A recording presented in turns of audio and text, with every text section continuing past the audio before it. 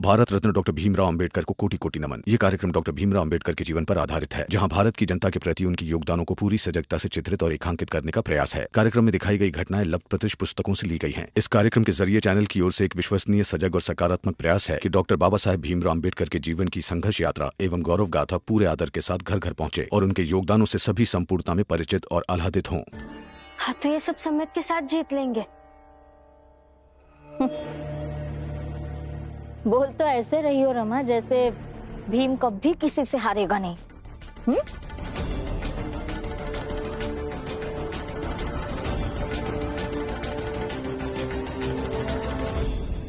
नहीं, ऐसा नहीं है।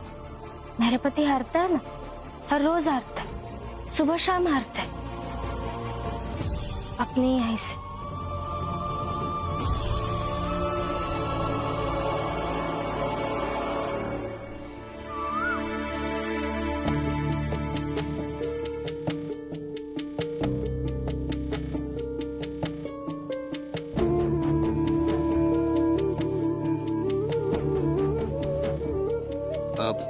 रमा। अरे बाला भैया, आप नमस्ते। भीम कहाँ है? वो तो कब से तैयार होकर पढ़ने बैठे थे, पढ़ते पढ़ते सो गए। रात में बहुत देर तक पढ़ रहे थे तो अभी आंख लग गई होगी। मैं अंदर जाऊं? हाँ हाँ, बिल्कुल जाइए। आप ऐसा क्यों पूछ रहे? क्यों ढूंढ रहे हो भीम को? उनके बड़े भाई है तो छोटे भाई को तो ढूंढ सकते हैं ना वो। तुमसे पूछा? पता है ना, भीम के संपर्क में जो भी आता है अपना जीवन बर्बाद कर लेता है। अच्छा खासा जी रहे थे, क्यों आए फिर से? क्या क्या कहा आपने? सुनाई नहीं दिया? तो काम करो अपना। नहीं, अभी जो कहा दोबारा मत कहिएगा, और अगर कहिएगा अकेले में जाकर कहिए, क्योंकि मैं अपने पति के बारे में ये सब नहीं सुन सकती। नहीं सुन सकती तो कान बंद कर लो। आई, मैं मजाक नहीं कर रही है। सास बहू के बीच में लाखों मतभेद होते हैं, रूठना, मनाना, झगड़े सब होता है, लेकिन फिर भी रिश्ते रहते हैं, क्योंकि उन दोनों के जीवन का महत्वपूर्ण व्यक्ति एक ही होता है। लेकिन हमारे बीच तो ऐसा कुछ भी नहीं है। आपके लिए तो मेरे पति मायने ही नहीं रखते, इसलिए आगे से अगर आप उनके बारे में कुछ भी कहेंगे तो मैं जवाब देते समय ये याद नहीं रखूंगी कि आप मेरी सास हैं। और आई, मैं अपने पति की कसम खाकर कहती हूँ, मैं मर्यादा तोड़ना नहीं चाहती हूँ।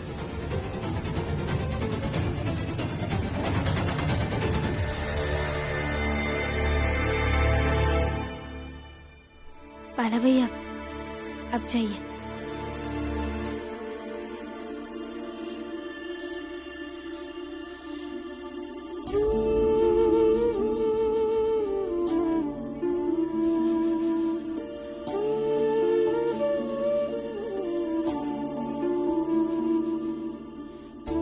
बचपन से ऐसा ही है, किताबों के बीच में ही सोता है।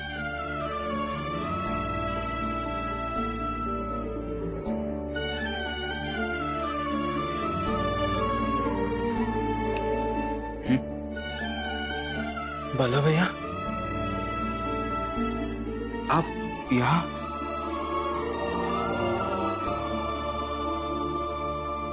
हाँ,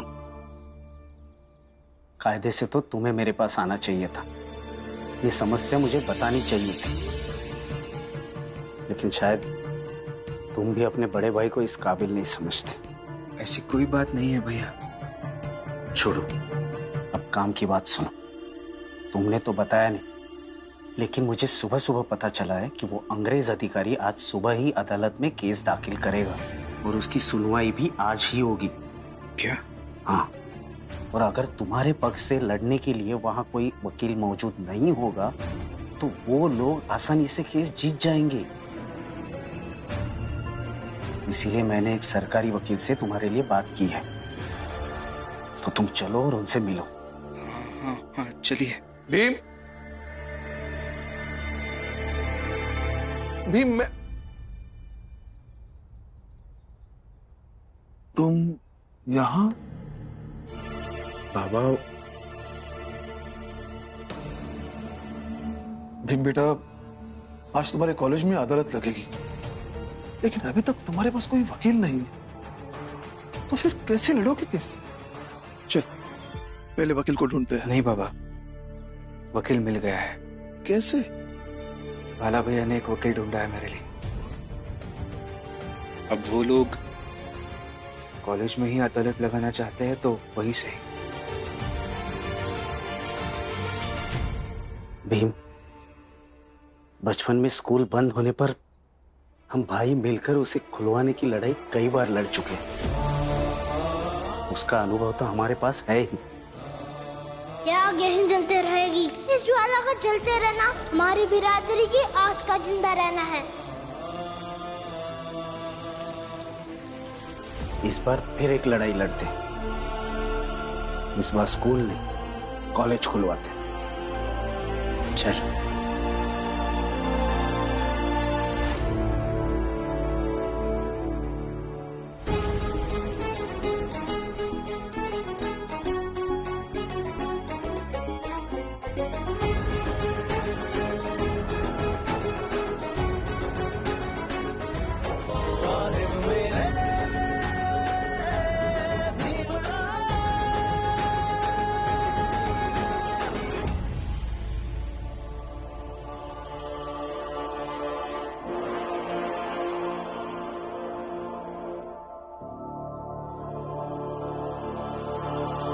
सर, आप यहाँ?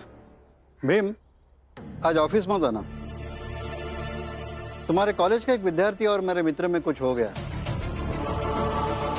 कॉलेज के परिसर में ही अदालत लगी हुई है, मैं वहीं सुनवाई के लिए जा रहा हूँ। स्टीफन मेरे बहुत पुराने दोस्त है। दोस्त क्या, इनके बहुत एहसान है मुझ पर।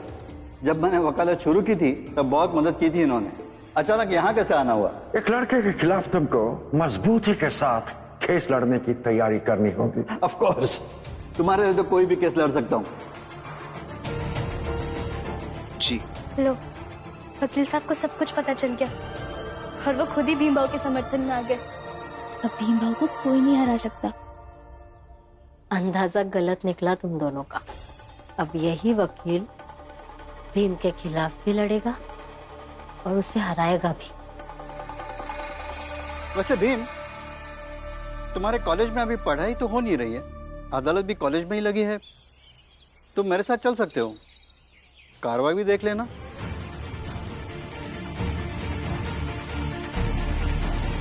नहीं वकील साहब, हम दोनों भाई किसी और काम से जा रहे हैं, आप जाइए। ठीक है।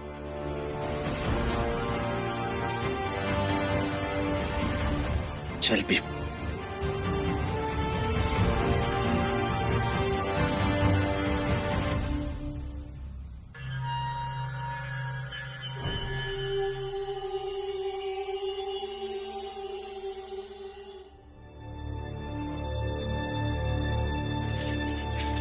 रमा, आज भीम भाव के कॉलेज में उनके केस की सुनवाई है और हम काम पर जा रहे हैं।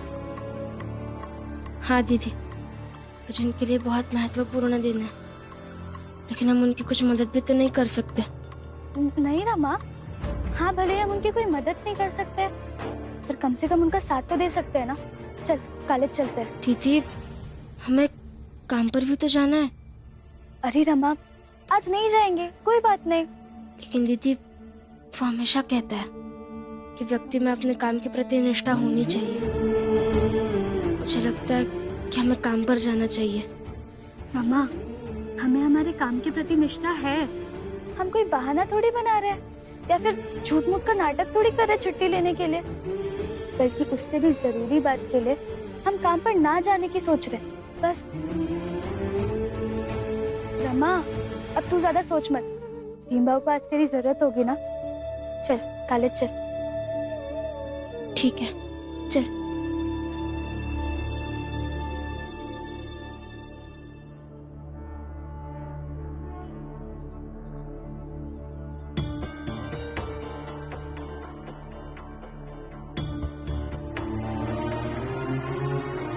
जीजा भाई, मैं काम ढूंढने जा रहा हूँ।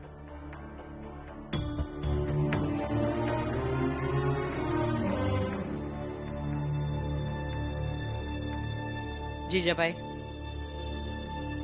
मुझे भी थोड़ी बेचैनी लग रही है, मैं थोड़ा टहल कर आती हूँ।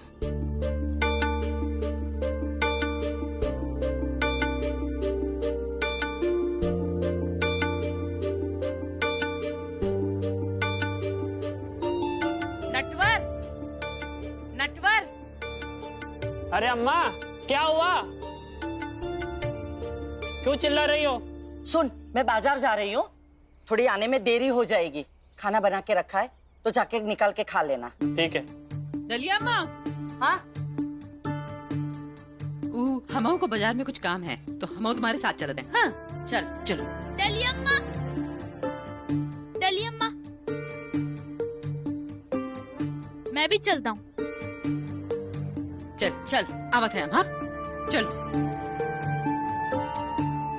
सब नाटक है, कोई बाजार वाजार नहीं जा रहे, सब जा रहे हैं भीम के कॉलेज में क्या हो रहा है वो देखने के लिए। सही कह रहे हो हितेश बाबू। फिर यहाँ बैठे से क्या होगा हैं? चलो हम लोग चला था ना। अरे देखें तो सही कि भीम अपने वकील सर के सामने कैसन हारत है। हाँ हाँ चलो चल के मजे लेते हैं। चलो चलो।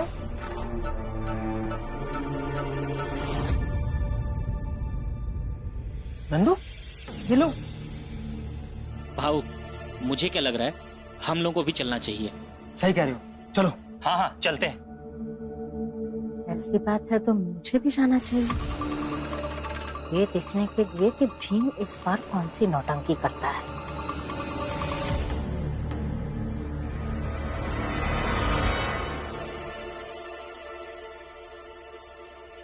जज साहब, मुझे लगता है जिस उपद्रवी छात्र ने सरकारी अधिकारी को कार्रवाई करने से रोका वो समझ गया है यहाँ पे उसकी सुनी नहीं जाएगी, उसका पक्ष मजबूत नहीं है, इसलिए ऐसा लग रहा है कि वो यहाँ नहीं आएगा।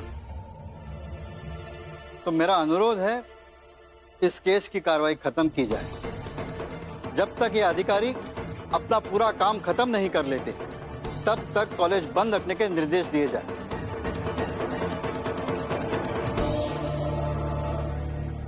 रुक जाइए जज साहब, वे लोग आ गए।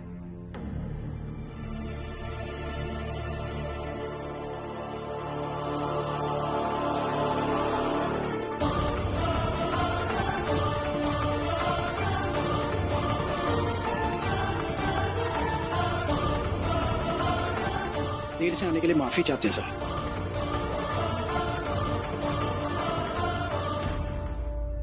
वे थोड़ा परेशान हो, आपकी मदद चाहिए। एक अंग्रेजी अधिकारी के खिलाफ केस दर्ज करने। अचानक यहाँ कैसे आना हुआ? एक केस है जो तुमको मेरे लिए लड़ना है। उस छात्र का नाम क्या है? नाम से नहीं पुकारेंगे उसको, उपद्रवी कह के पुकारेंगे तो जज पर इसका दूसरा प्रभाव पड़ेगा। आपने मुझे बताया क्यों नहीं कि वो उपद्रवी छात्र भीमराव है? बता सकता था, बट जब भीम को मैंने तुम्हारे ऑफिस में देखा और देखा कि तुम उसका प्रेज किए जा रहा है तो मुझको लगा कि नहीं बताना चाहिए। मुझको लगा कहीं तुम उसका नाम सुनकर उसके खिलाफ केस लड़ने से मना ना कर दो। That was the main reason. आपने मुझे धोखा दिया है। मैं ये केस अभी छोड़ सकता हूँ। नहीं सर, आप ऐसा कुछ भी नहीं करेंगे। लेकिन भीमराव, काम से जुनून की हद तक जुड़े रहना आप ही से सीखा है मैंने। ईमानदारी और प्रतिबद्धता सामान्य व्यक्ति को भी खास बना देती है, ये भी आप ही से सीखा है। और आपने ही कई दफा कहा है सर, अदालत में मुवक्किल के लिए उसका वकील भरोसा होता है।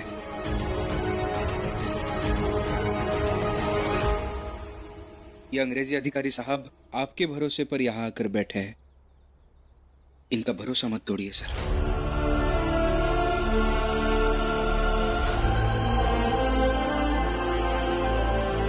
आज मुझे अपना शिष्य नहीं, बस एक विपक्षी समझिए और लड़िए केस।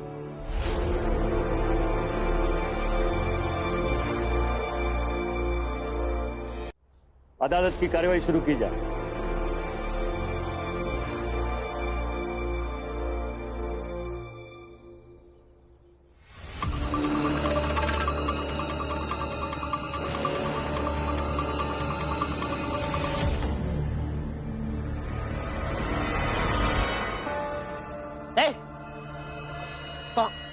कहाँ जा रहे हैं वहां? निकल बाहर।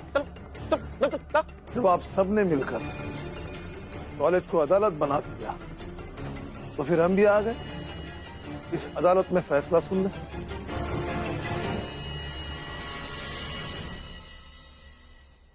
और हम आज अदालत से ये दरख्वास्त करेंगे कि इस भीमराव को सजा दी जाए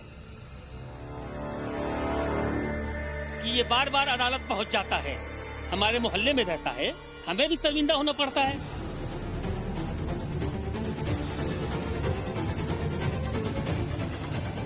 हाँ हितेश, हम सब अच्छे से जानते हैं तुझमें कितनी शर्म है। चलिए अम्मा, भीमराव तो तुम्हारा नायक है ना, लेकिन आज देखना कि तुम्हारा नायक कैसे हारता है और कैसे सजा पाता। हारे भीम के दुश्मन, भीमराव तो जीतेगा और सजा तो बहुत दूर दूर की बात है। ऑर्डर ऑर्डर, शांत रहिए। जीत हार का फैसला अदालत करेगी, वो भी कार्रवाई पूरी होने के बाद। अदालत की कार्रवाई शुरू की जाए। पहले आप अपनी दलील रखिए।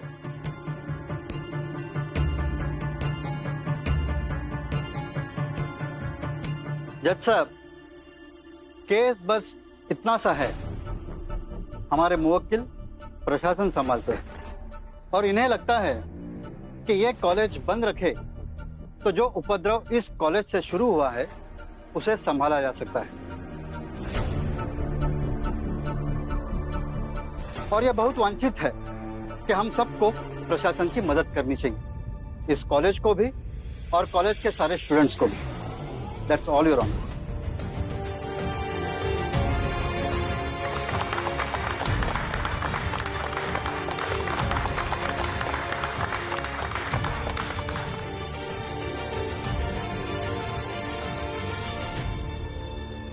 विपक्ष अपनी दलील पेश करे।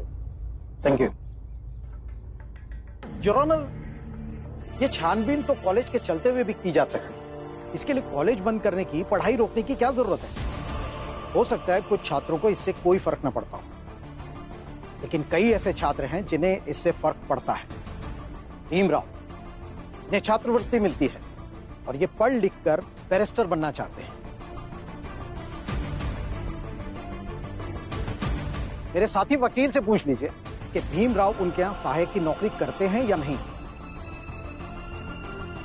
जज साहब, भीमराव जैसे स्टूडेंट जिनके लिए पढ़ाई उनकी सांसों की तरह है, उनकी पढ़ाई रोकना उनकी सांस रोकने जैसा होगा। और इससे ऐसे विद्यार्थी की मौत हर रोज होगी। इसके लिए जिम्मेदार कौन होगा? प्रशासन, आप और हम। और इसीलिए हम दरख्वास्त करते हैं कि कॉलेज जारी रखा जाए। That's all your honour.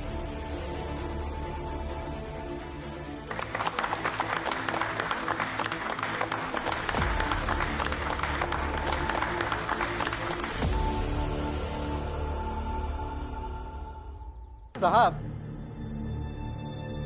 1.5 साल पहले एक दंगा हुआ था, शहर बंद कर दिया गया। 1 महीने के बाद शहर खुला और इस 1 महीने में करीब 150 लोग मर गए। सरकारी रिपोर्ट है, क्योंकि शहर बंद था उन्हें काम नहीं मिला। तो क्या शहर बंद करना गलत था? और अगर गलत था कोई बात नहीं, लेकिन मुझे तो लगता है यह सही था। सही इसलिए था क्योंकि शहर बंद रहने से भले ही 150 लोग मर गए, लेकिन शहर मरने से बच गया। उसी तरह संभव है कि कॉलेज खुला रहने से प्रशासन की हालत बिगड़ सकती है, इसलिए वो ये कह रहे हैं। और ये हमेशा के लिए नहीं कह रहे हैं, बस कुछ दिनों की तो बात है। और कुछ दिनों के लिए सब कुछ अपने नियंत्रण में एक अधिकारी तो कर ही सकता है।